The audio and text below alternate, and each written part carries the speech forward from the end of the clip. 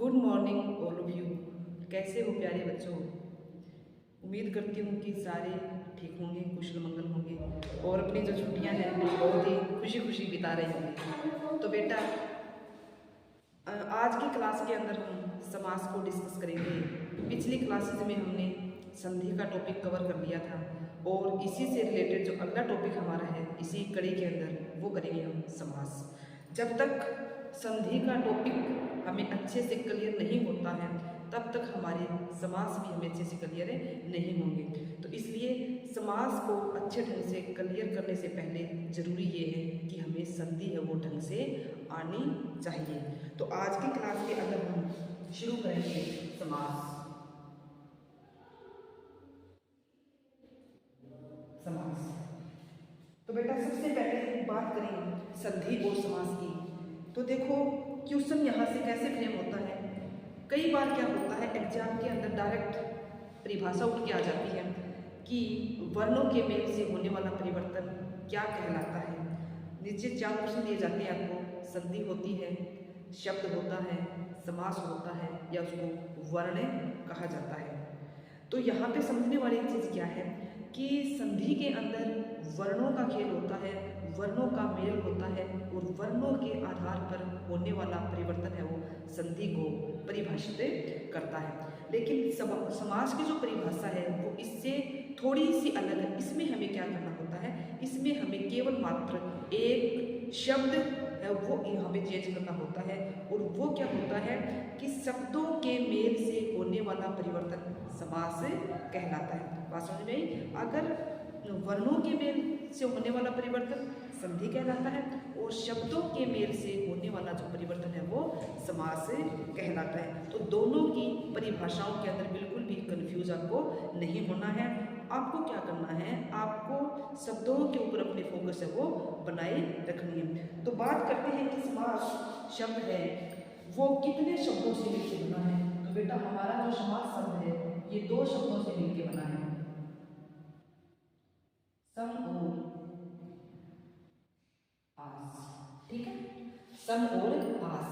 यहाँ पे सम का मतलब होता है पास और आस का मतलब होता है बैठना। ये दो शब्द मैंने यहाँ पे लिखे और इन्हीं दोनों शब्दों के आधार पे हम समास की एक बहुत अच्छी परिभाषा वो यहीं से निकाल लेंगे। तो अगर बात करें इसकी परिभाषा की तो परिभाषा क्या कहती है, शब्दों या शब्द या कह दें पद, दो शब्द या पद जब पास आकर बैठ जाते हैं, आकर बैठ जाते हैं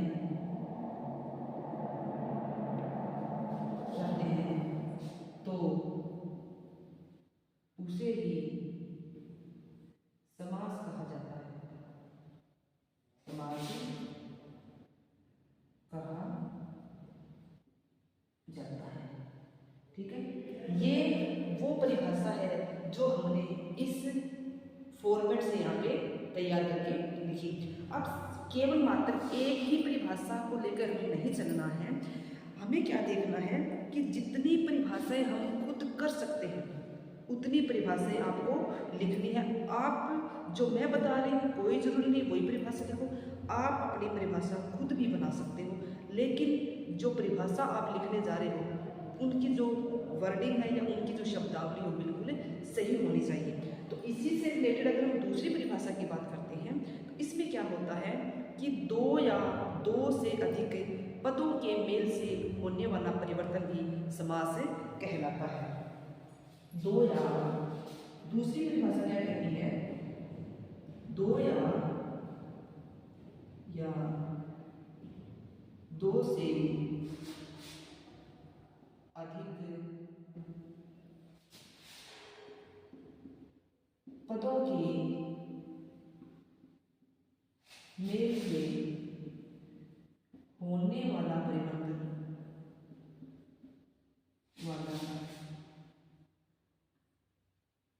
परिवर्तन समास कहलाता है। समास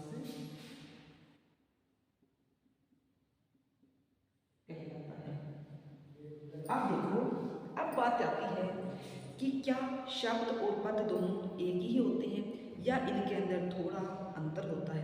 तो बेटा शब्द कोई भी हो सकता है और शब्द के अनेकों अर्थ होते हैं, ठीक है।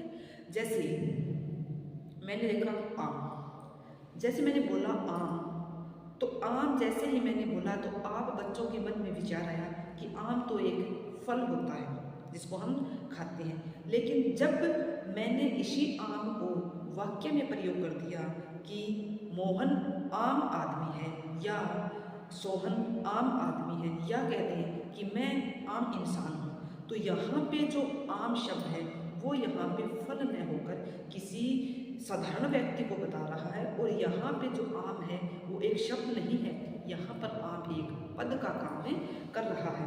यानी कहने का मतलब क्या है, जब हम यानी एक शब्द है पद, एक होता है शब्द।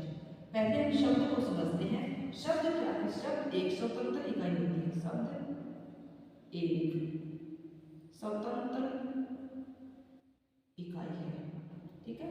स्वतंत्र इकाई है जिसके अनेक अर्थ हो सकते हैं, अनेक अर्थ हो सकते हैं, ठीक है। जैसे मैंने यहां पे लिखा आम, मैंने यहां पे लिखा सोना, ठीक है। अब आम का अर्थ यहाँ पे क्या है? दो अर्थों को बता रहे हैं। जैसे एक तो होता है साधारण, एक होता है फल, ठीक है। सोना इसके भी दो अर्थ हैं, जैसे एक नींद के लिए प्रयोग करते हैं और एक हम करते हैं धातु, ठीक है, या गोल्ड जिसको बोलते हैं मेटल ज्वेलरी जिसके अंदर आती है हमारी। तो इसमें क्या है? धातु कहते हो या इसी को हम कलम बोलते हैं, ठीक है। चलिए ये काट देते हैं, यानी ये हमारे दो शब्द हैं। अब जैसे ही मैंने इस आम को मैंने वाक्य में प्रयोग किया, जैसे राम आम आदमी है, आम आदमी है, आदमी है। अब मैंने आम को अंडरलाइन कर दिया। तो जैसे ही मैंने इस आम को वाक्य के अंदर प्रयोग किया तो ये आम हमारा क्या बन गया बेटा? यहाँ पे ये आम हमारा यहाँ पे पद बन गया, ठीक है। तो पद की परिभाषा कैसे लिखेंगे? जब शब्द को वाक्य में प्रयोग कर दिया जाता है, प्रयोग कर दिया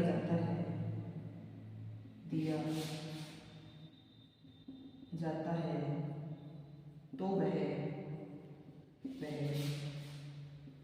पद बन जाता है, ठीक है।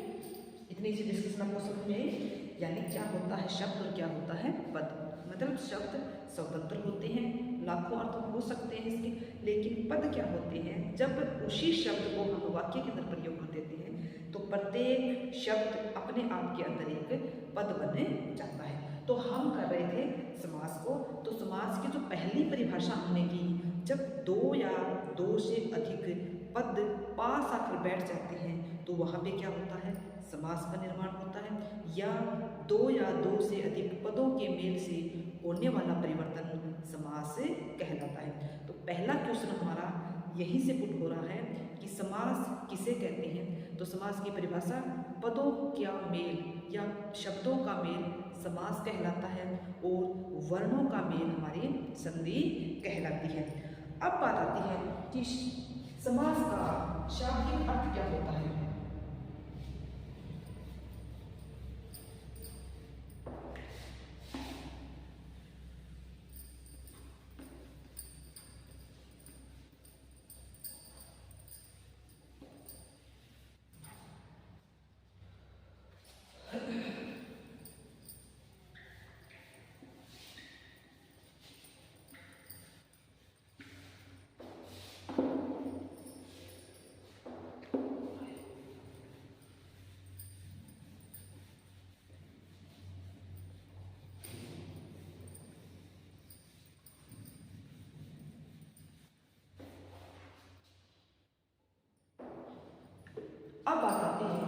समास का शाब्दिक अर्थ क्या होता है?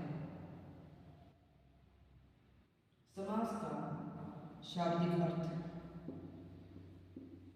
शाब्दिक अर्थ इसका मतलब होता है बेटा संक्षिप्त, संक्षिप्त या कह दो छोटा। ठीक है, संक्षिप्त कह दो या छोटा।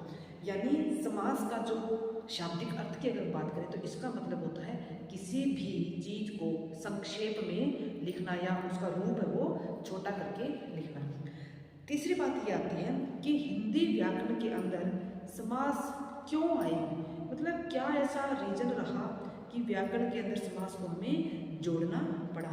तो प्यारे बच्चों, ये क्वेश्चन कई बार एग्जाम के अंदर आता है कि व्याकरण के अंदर समास का प्रयोग क्यों किया जाता है। तो व्याकरण में समास का प्रयोग इसलिए किया जाता है ताकि हिंदी का रूप छोटा हो सके। यानी हिंदी का रूप छोटा करने के लिए हिंदी व्याकरण में समास का प्रयोग किया जाता है। ठीक है, हिंदी का रूप छोटा करने के लिए व्याकरण में समास का प्रयोग किया जाता है, का प्रयोग किया जाता है। जैसे कैसे, रूप कैसे छोटा करेंगे, जैसे मैंने लिखा यहाँ पे लंबा है उधर जिसका, लंबा है जिसका उधर, जिसका उधर। ठीक है, उधर होते हैं बेटा पेड़। तो ये पूरी की पूरी पूरा जो वाक्य मैंने यहाँ पे लिखा, ये वाक्य हम गणेश जी के लिए प्रयोग करते हैं। ठीक है, लेकिन जैसे मैंने यहाँ से इन दो शब्दों का मैं लोप कर देती हूँ, मतलब इनको मैं हटा देती हूँ, तो अगर हम इन दोनों शब्दों को जोड़ेंगे तो ये बनेगा हमारा बेटा लंबोदर। लंबोदर, और लंबोदर भी हम किसके लिए प्रयोग करते हैं, लंबोदर भी हम गणेश जी के लिए प्रयोग करते हैं। तो हिंदी के अंदर हिंदी का रूप छोटा करने के लिए देखो, अब ये चीज देखो इतनी जगह हमारे यहाँ पे घेर रही है, और इसका मतलब भी गणेश जी होता है, इसका मतलब भी गणेश जी होता है। तो क्यों ना हम इतना ज्यादा लिखने की बजाय इसको हम एक शब्द के अंदर ही डिफाइन कर देते हैं। तो रूप छोटा करने के लिए हिंदी के अंदर समास का प्रयोग किया जाता है। आगे आता है कि समास का विपरीत क्या होता है। समास का विलोम कह दो या विपरीत। तो बेटा समास का जो विलोम होता है वो होता है हमारा व्यास। ठीक है, समास का उल्टा कह दो या समास का विपरीत कह दो, तो समास का उल्टा होता है हमारा व्यास। अगला क्वेश्चन है समासों का राजा। समासों का राजा, ये हमारा बहुब्रीहि समास होता है। बहुब्रीहि समास, यानी समासों का राजा कौन होता है, बहुब्रीहि समास को समासों का राजा है वो कहा जाता है। अब बात आती है कि समास विग्रह क्या होता है और समासिक पद क्या होते हैं। तो बेटा देखो, विग्रह का मतलब होता है समासिक पद को खोल के लिखना या विस्तार से लिखना। संधि का विच्छेद होता है, समास का विग्रह होता है। दोनों शब्द को ध्यान में रखना है। संधि का विच्छेद मतलब एक शब्द को दो पार्ट के अंदर तोड़ देते हैं। समास में भी क्या होता है, हम समासिक पद को दो पार्ट में तो तोड़ते हैं लेकिन उसका विस्तार से लिखते हैं उसको तोड़ के। ऐसा नहीं है, जैसे मैंने शब्द बोला विद्यालय, अगर हम संधि करेंगे तो विद्या प्लस में आलय, यानी ये हमारी संधि है। एक शब्द दो भागों में टूट गया और दोनों का जो अर्थ है वो अपने आप के अंदर क्या है, सार्थक। इसी से रिलेटेड जैसे मैंने विद्यालय का अगर हम समासिक विग्रह करें तो ये होगा विद्या के लिए घर। यहाँ पे हमारा शब्द क्या है, दो भागों में टूटने की बजाय जो विद्यालय है उसी को हमने क्या है विस्तार से लिखा, यानी उसका हमने विग्रह कर दिया। तो विग्रह का मतलब ही क्या होता है, उसी शब्द को खोल के लिख देना, विस्तार से लिख देना, बड़ा करके लिख देना, या उसको हम कहते हैं ना किसी भी शब्द को डिटेल में लिखना। ये तो होता है समास का विग्रह। और अगर विग्रह किए हुए शब्द को वापस अगर हम समास में लेके आएंगे तो वहाँ पे होता है बेटा लोभ, जो मैंने यहाँ पे आपको करके दिखाया है। ठीक है, तो आगे की जो चर्चा रहेगी वो रहेगी कि क्या होता है समास विग्रह।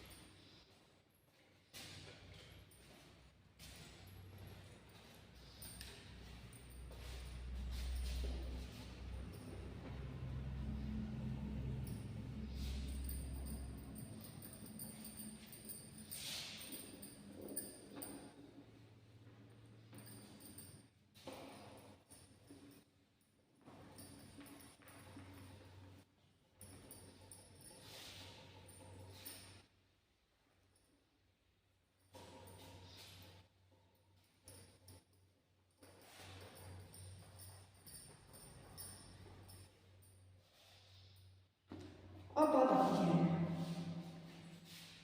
कि समास विग्रह, ठीक है, और एक होता है समासिक पद। ठीक है, अब देखो समास विग्रह क्या होता है, यानी शब्दों को खोल के लिखना, शब्दों को खोलकर लिखना, खोलकर लिखना। ठीक है, और समासिक पद क्या होते हैं, समास विधि से बने शब्द, समास विधि से बने पद। दोनों क्या है, विग्रह का मतलब उसी शब्द को खोल के लिखेंगे और समासिक पद का मतलब खोले हुए शब्द को वापिस से हम जोड़ के वो लिख देते हैं। इसके बाद आगे क्या होता है कि क्या संधि और समास दोनों एक साथ चलेंगे या दोनों हैं वो एक दूसरे के लिए प्रयोग को कर सकते हैं। तो बेटा ऐसा बिल्कुल नहीं होता, संधि का हमेशा ही विग्रह विच्छेद किया जाता है और समास का हम विग्रह वो करते हैं। ठीक है, अब बात आती है कि समास हमारे कितने प्रकार के होते हैं। तो समास के प्रकार, समास के प्रकार। अब समास के प्रकारों को हम दो प्रकार से पढ़ेंगे। पहला पढ़ेंगे पद के आधार पर, के आधार पर, दूसरा पढ़ेंगे अर्थ के आधार पर, के आधार पर। ठीक है, बात करें पद के आधार पे, तो पद के आधार पे हमारे समास 4 प्रकार के होते हैं और अर्थ के आधार पे हमारे समास 6 प्रकार के होते हैं। पद के आधार पर 4 कौन कौन से होंगे, थोड़ा 4 बना रही हूँ अपने कॉपी के अंदर नोट डाउन कर लेने से। पहला होता है बेटा अव्ययीभाव समास, अव्ययीभाव समास। दूसरा होता है हमारा तत्पुरुष समास, पुरुष समास। तीसरा होता है द्वंद्व समास और लास्ट होता है हमारा बहु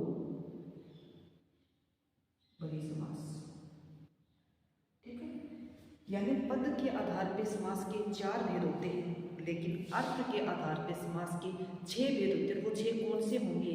यानी हमारा जो तत्पुरुष समास है इसके 2 उपभेद होते हैं, एक कर्मधारय होता है और एक द्विगु समास होता है।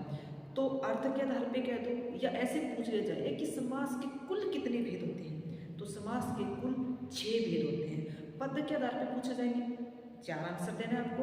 अगर अर्थ या फिर कुल पूछ लिया जाए तो आपका आंसर बेटा 6 के अंदर होना चाहिए। तो 6 इसके अंदर 6 कौन कौन से हों हमारे?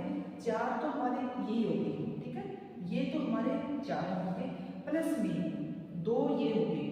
एक होता है हमारा तत्पुरुष का उपभेद, जैसे मैंने लिखा द्विगु समास,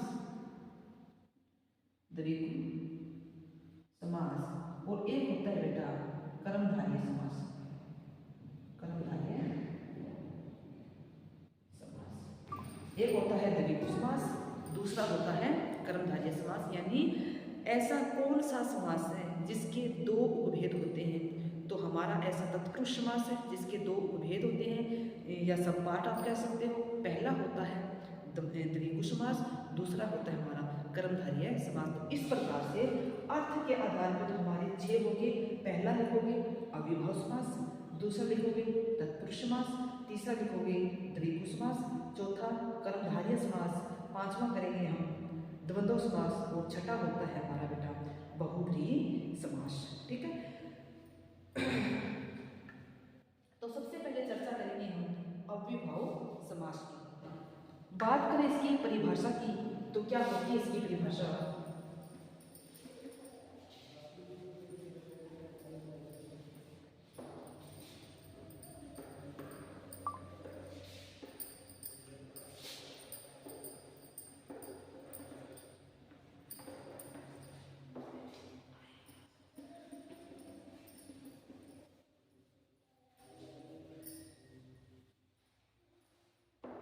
तो पहला जो समास है वो हम पढ़ेंगे अव्ययभाव समास।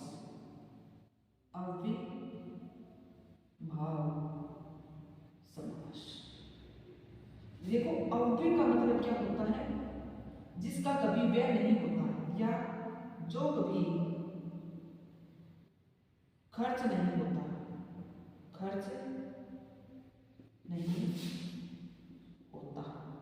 यानी अव्यय जो शब्द है ये हमारा अव्यय से बना है, ठीक है। और अव्यय को हम अविकारी शब्द भी कहते हैं, अविकारी शब्द भी कहते हैं। और बात करें अविकारी शब्दों की तो जिन शब्दों के अंदर लिंग, वचन, काल और कारक के आधार पर कोई परिवर्तन नहीं होता वो हमारे अविकारी शब्द होते हैं। और विकारी शब्द मतलब इसके विपरीत हो जाएगा। तो अव्ययभाव जो समास है ये हमारा अव्यय से बना है, और अव्यय को हम क्या कहते हैं?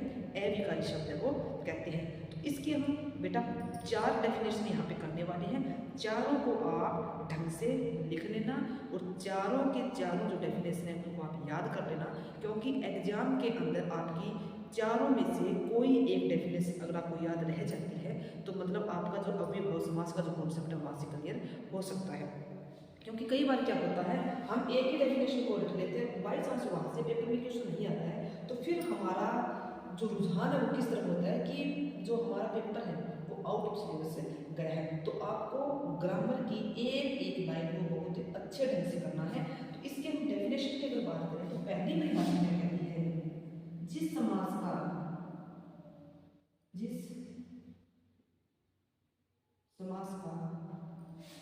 पहला पद अव्यय होता है, ठीक है, अव्यय होता है। जिस समास का पहला पद अव्यय होता है उस समास को अव्ययभाव समास कहते हैं। दूसरी परिभाषा लिखेंगे हम, जिस समास का हम बचपन से इसी एक परिभाषा को रटते हैं कि जिस समास का प्रथम पद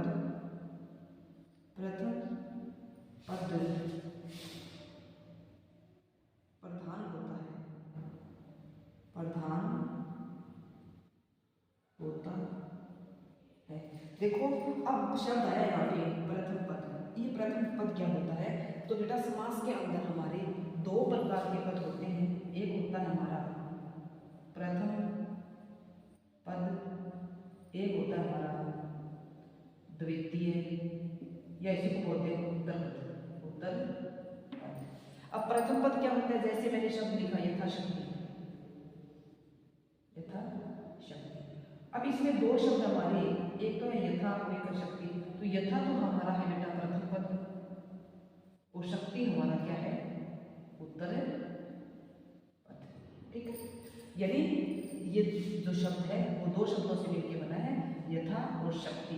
यथा हमारा प्रथम पद को दिखा रहा है और शक्ति हमारा द्वितीय पद को दिखा रहा है। तो अव्ययभाव समास में क्या होता है? पूर्व पद प्रधान होता है। प्रथम कह दो, पूर्व कह दो, पहला कह दो, एक ही बात होती है। तो जिस समास में प्रथम पद प्रधान होता है वो समास भी हमारा अव्ययभाव समास से होता है। तीसरा देखो, जिस समास में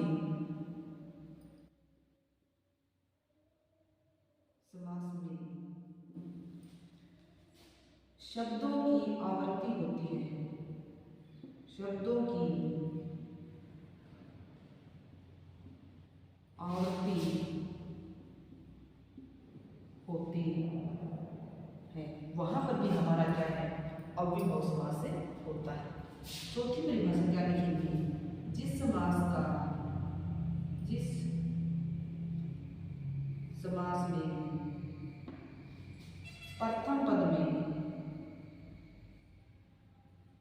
प्रथम पद उपसर्ग होता है, उपसर्ग होता है, यानी जिस समास के प्रथम पद में कोई उपसर्ग पाया जाता है तो वहां पर भी हमारा अव्ययभाव समास होता है। अब देखो कुछ उपसर्ग, अपवाद क्या लिखोगे इसका? अपवाद में आप लिखोगे, इसमें कुछ एक उपसर्ग ऐसे होते हैं जो अव्ययभाव समास के अंदर में नहीं पाए जाते हैं। तो वो कौन कौन से हैं? सबसे पहला है बेटा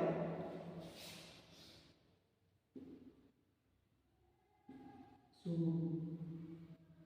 दूर, दुष, यानी हमारा दु उपसर्ग नहीं होना चाहिए, हमारा सु उपसर्ग नहीं होना चाहिए, दुर उपसर्ग नहीं होना चाहिए, या दुष उपसर्ग हमारा नहीं होना चाहिए। इसके अलावा अन उपसर्ग, ए उपसर्ग और नहीं, इन उपसर्गों को छोड़कर अगर प्रथम पद के अंदर कोई भी उपसर्ग लगा है तो वो समास हमारा वहां पे अव्ययभाव समास होता है। अब मैंने यहाँ पे आपको चार परिभाषाएं दिखाई है, चारों का हम एक एक एग्जाम्पल यहाँ पे करेंगे। तो सबसे पहला एग्जाम्पल करेंगे, जिस समास का प्रथम पद अव्यय होता है, प्रथम पद प्रधान होता है, प्रथम समास के अंदर शब्दों की आवृत्ति होती है, या जिस समास में प्रथम पद है वो उपसर्ग होता है। तो जैसे मैंने लिखा है बेटा शब्द यहाँ पे यथाशक्ति, ठीक है, अध्यापन यहाँ लिख दो सभी के। जैसे शब्द लिखा है यथाशक्ति, शक्ति। मैंने लिखा बेटा आज, मैंने लिखा दिनों दिन, दिनों दिन। मैंने लिखा यहाँ पे निरोग, यथाशक्ति,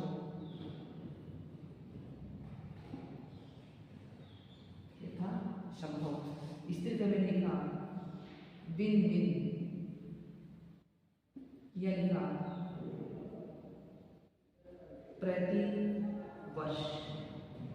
अब देखो, जिस समास में प्रथम पद प्रधान होता है और उत्तर पद क्या होता है? इसमें गौण होता है, ठीक है। अगर हम बात करें इसके विग्रह की, तो विग्रह क्या होगा?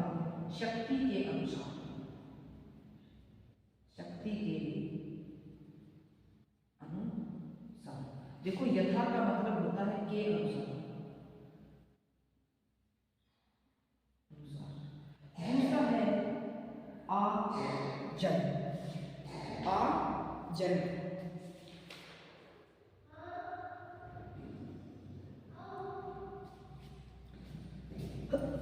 अगला है दिनों दिन। आजन का हम विग्रह की बात करेंगे तो ये होगा बेटा जन्म सूत्र। दिनों दिन, दिन ही दिन में, कि दिन में, निरोग बिना रोग के, यथासंभव, फिर सेचिता की प्रधान है, दूसरा गुण है, तो ये लिखेंगे बेटा संभव के अनुसार।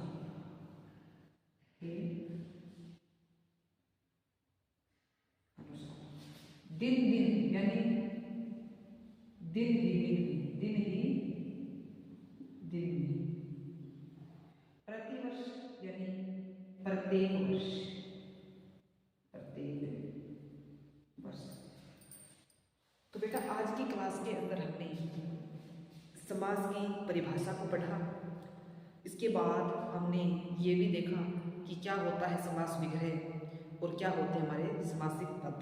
उसके बाद हमने समास के विलोम को जाना, समासों के राजा के बारे में पढ़ा।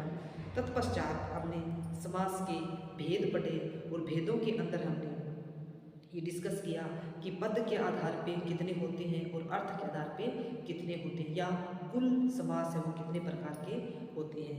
सभी का हमने इसके नाम है वो जानने में कौन कौन से समास हमारे होते हैं। इसके बाद आगे हमने अव्ययभाव समास को डिटेल में पढ़ा, अव्ययभाव समास की परिभाषाएं पढ़ी, अव्ययभाव समास के हमने उदाहरण है वो करके देखे।